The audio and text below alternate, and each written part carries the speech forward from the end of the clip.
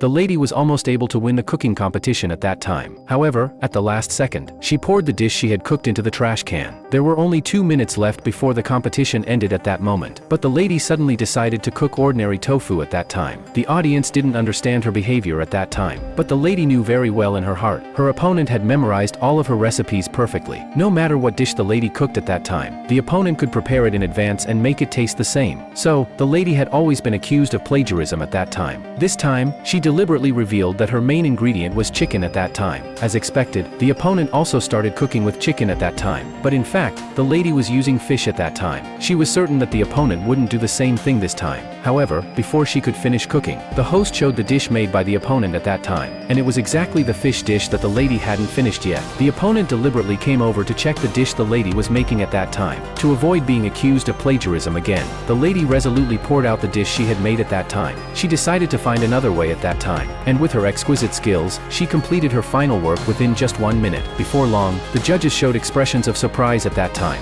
The plate carved from tofu by the lady was shining with a golden light at that time, making the two dishes seem comparable at that time. So, the judges decided to hold a final bread baking competition at that time. However, the opponent secretly stole the lady's yeast at that time, and in front of the judges, the opponent claimed that the bread he made would look like a real fish when placed in water. The lady realized at that time that the opponent had stolen her idea again. The opponent had already completed his work at that time. The judges were full of praise for its lifelike effect at that time. The opponent laughed at that time. The lady had no chance of winning this time at that time. After all, she was lacking the most important ingredient, yeast at that time. But the lady calmly replied at that time, "A fish in the water doesn't need yeast."